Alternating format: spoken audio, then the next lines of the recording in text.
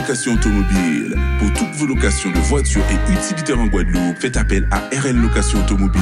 Avec RL Location Automobile, réservez en toute tranquillité, 7 jours sur 7, 24 heures sur 24. RL Location vous propose une large gamme de voitures et d'utilitaires au meilleur prix sur le site internet www.rl-location.com. RL Location, c'est aussi l'assistance et la livraison. Pour tout renseignement, contactez-nous au 05 90 106 687. RL Location Automobile, la location en toute simplicité.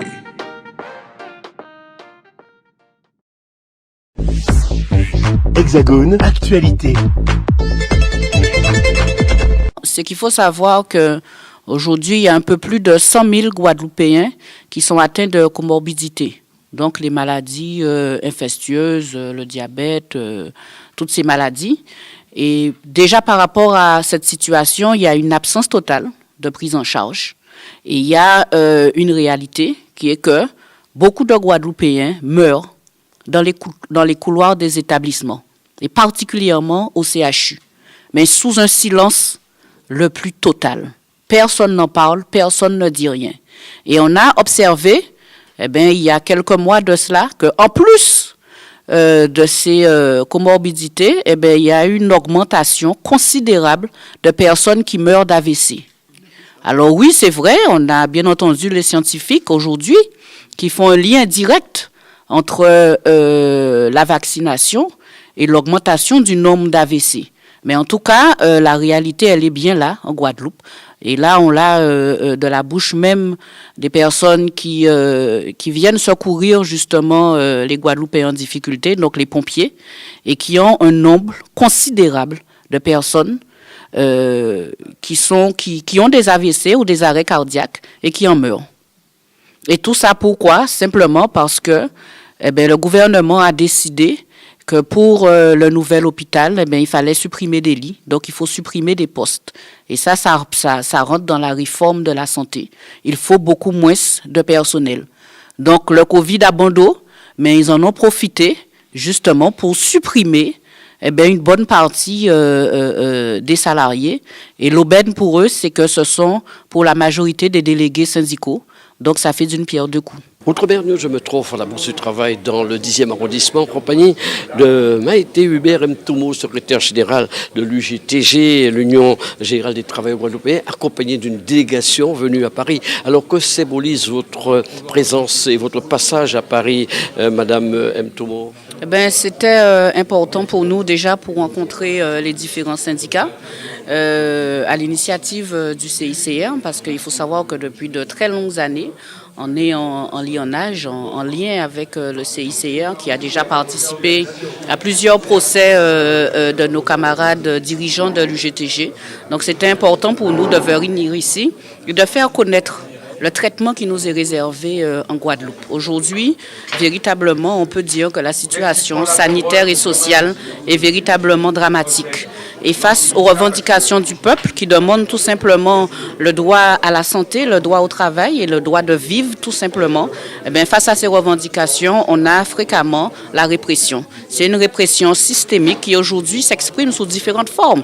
Des formes très violentes dans les rues lors des mobilisations, des manifestations, des interpellations très musclées de nos dirigeants syndicaux, mais aussi dans les entreprises à travers des politiques sociales radicales, puisque c'est une espèce de pression et de répression permanente, un refus de négocier, puisqu'aujourd'hui on peut dire et le réaffirmer, les accords de branche, les conventions collectives locales aujourd'hui sont complètement ignorées. L'ensemble des patrons préfèrent passer par des conventions collectives de branche, ce qui aura comme conséquence la disparition des syndicats comme l'UGTG présents qu'en Guadeloupe.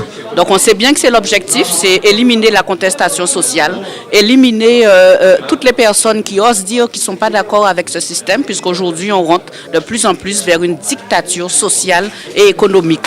Mais nous, on a décidé de résister, le peuple résiste, les syndicats résistent, et c'est pour ça qu'on est là, parce que la solidarité internationale, elle est importante, que ce soit dans notre pays, que ce soit dans la Caraïbe, que ce soit dans les autres pays du monde, on est toujours en liaison avec l'ensemble des organisations, des salariés et qui veulent lutter qui sont contre l'injustice et qui veulent bien effectivement mettre en place l'unité syndicale, l'unité de la classe ouvrière pour essayer de faire en sorte de changer ces rapports sociaux et de prendre en compte notre droit à la vie, notre droit à la santé qui devient aujourd'hui rare puisque de plus en plus il y a des difficultés dans les établissements de santé.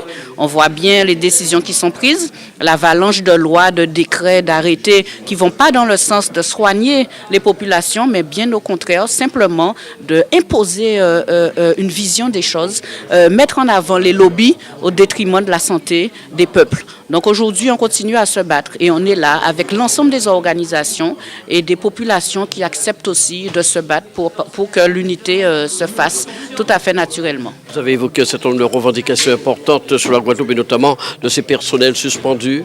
Oui, tout à fait, parce qu'aujourd'hui, on a encore plus de 1000 salariés suspendus, ce qui provoque bien évidemment un état de santé complètement fragilisé. Il faut savoir qu'il l'était déjà avec l'incendie qui a eu lieu et qui n'ont pas réglé, mais aujourd'hui, la suspension de l'ensemble de ces salariés dans la santé, dans le médico-social, mais aussi les libéraux, fait qu'aujourd'hui, les Guadeloupéens meurent. Et quand on dit que les Guadeloupéens meurent, ce n'est pas au sens figuré, c'est au sens propre. Les Guadeloupéens meurent dans les couloirs de ces établissements. Il y a un manque de soins, une absence totale de prise en charge des Guadeloupéens et ça, c'est dramatique.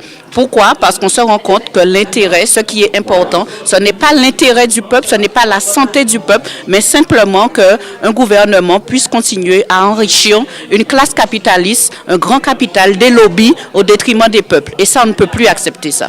Vous avez évoqué des décès dus à des AVC, crise cardiaque. Vous basez sur quoi pour donner une telle information, madame? Vous savez, nous aussi, on mène l'enquête parce que on a quand même des liens avec l'ensemble des salariés qui travaillent, qui sont vaccinés, mais qui vivent le martyre, parce qu'il faut savoir qu'il y a des burn-out, il faut savoir qu'il y a une telle pression qu'ils ont du mal à accepter. Donc, on continue à mener l'enquête dans les établissements de santé. Il faut savoir qu'on mène aussi l'enquête avec les pompiers, puisque ce sont les premières personnes qu'on appelle quand il y a eu une difficulté, et ce qui nous permet de voir que le nombre de décès augmente, le nombre d'AVC est en train de tripler et que par conséquent, rien ne va plus, mais personne ne dit rien parce que tout ça se passe dans un silence le plus total.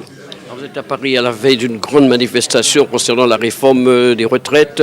Je suppose que vous allez avoir peut-être des discussions avec d'autres organisations nationales. Oui, ça y est, c'est fait. On a déjà rencontré une organisation syndicale hier. On continuera. C'est vrai que c'est une coïncidence parce que vous pensez bien que c'est programmé depuis quand même quelques mois, cette visite ici. Donc, les dates ont coïncidé. Ce n'était pas prévu, donc on n'a pas organisé de participation à cette mobilisation. Mais tout de même, on soutient cette revendication puisque de toutes les manières, cette réforme de retraite est impossible.